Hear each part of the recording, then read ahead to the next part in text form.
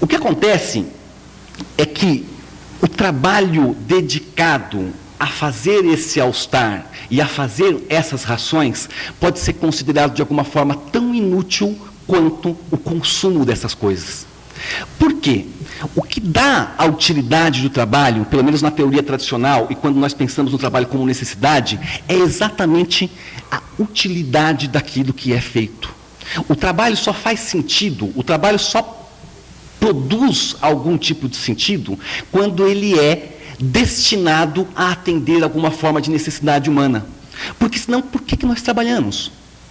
Se não for para atender necessidades, qual é a razão do trabalho?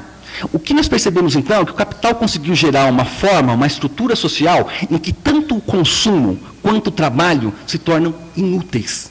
E nós sentimos isso no nosso dia a dia, na nossa relação com o trabalho. A Hannah Arendt, uma filósofa também, faz uma distinção muito interessante em 3 tipos de trabalho: o labor, a ação e o trabalho propriamente dito.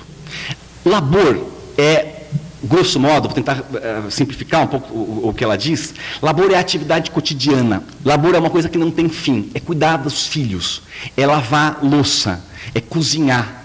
Todo dia aquela necessidade se repete e você então se dedica a ela todos os dias. Ela faz parte da sua vida, ela faz parte do seu cotidiano. A ação é um tipo de atividade humana voltado para a esfera pública, é a colaboração, como o Sérgio vai falar depois, é a comunicação, é a ação política, é a arte, é o teatro. São formas de interferência nos destinos da humanidade, ou da nossa comunidade, ou do nosso dia a dia, não importa. Mas ela tem dentro de si carregado um sentido de transformação, um sentido de colaboração.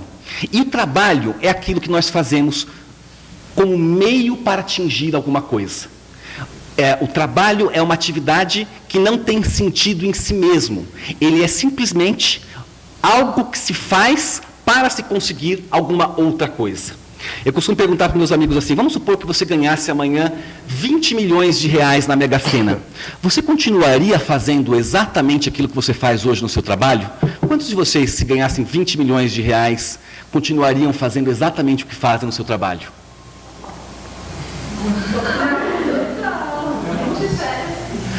Você só trabalha com teatro? Ótimo. Alguém mais?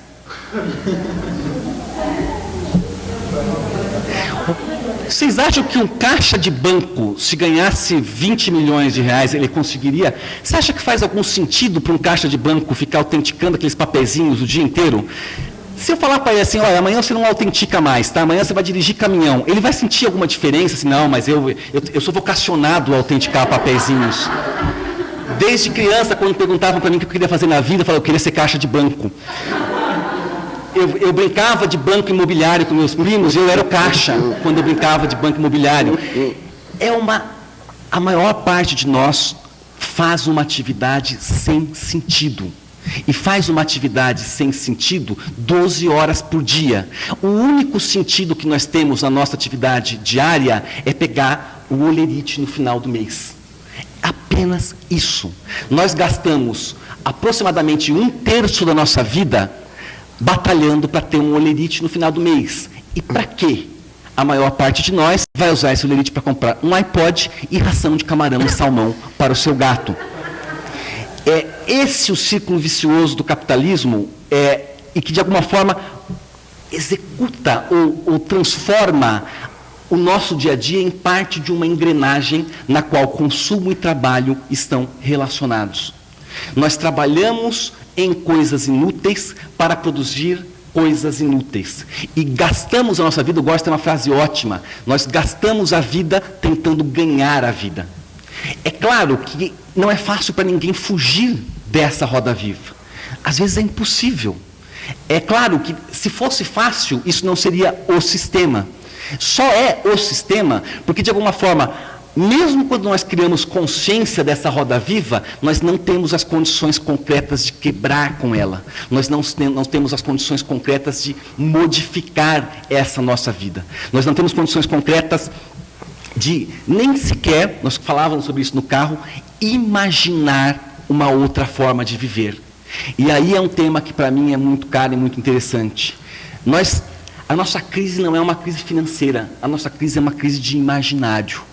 Imaginário aqui, eu estou usando mais ou menos a Constituição que o Castoriadis fala, que é uma forma pré-social, é a maneira como nós enxergamos a nós mesmos e nos enxergamos no mundo.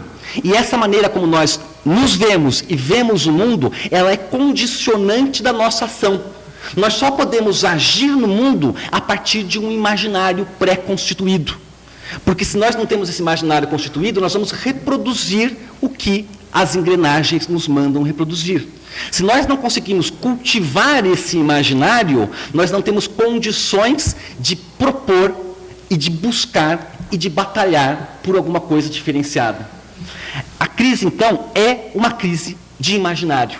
É uma crise de criar possibilidades para que a gente crie um mundo onde mais crianças tenham capacidade de comer e menos gatos comam camarão e salmão. Os dois lados nessa roda viva ficam desatendidos. Há uma concentração de trabalho e uma concentração de consumo, ao lado de uma miséria gigantesca e de uma carência gigantesca, tanto de trabalho quanto de consumo.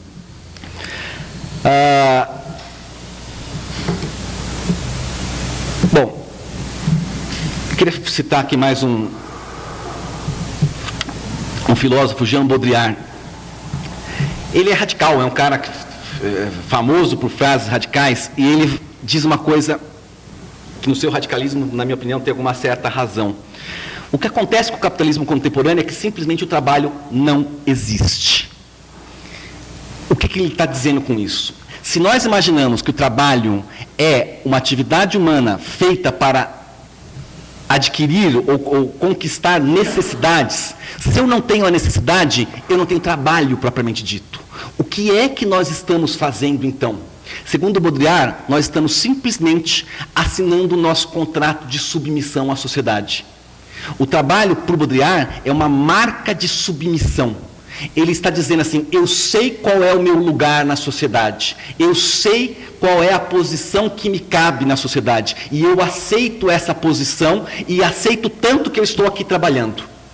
Ele não é mais desvinculado da noção de utilidade, o trabalho se torna simplesmente uma prestação de tempo do indivíduo para as normas sociais. Ele está dizendo, eu não sou um marginal, eu sou um cara bacana, eu tenho carteira assinada, eu sou gente do bem. Olha, é simplesmente para isso. Para o Baudrillard, o trabalho serve para dividir a sociedade entre quem trabalha e quem não precisa trabalhar. Ele é uma marca de submissão, exatamente porque ele é esvaziado dessa noção de necessidade. O iPod e a ração de gato que nós compramos, ele é o nosso vínculo social. Eu compro o iPod e compro a ração de gato para fazer parte dessa sociedade, mas não uma parte qualquer, uma parte no lugar que me cabe, que é o lugar de trabalhador submetido a uma norma que é maior do que eu. Submetido a uma lei que ninguém escreveu, mas é uma lei de submissão da qual eu não consigo escapar.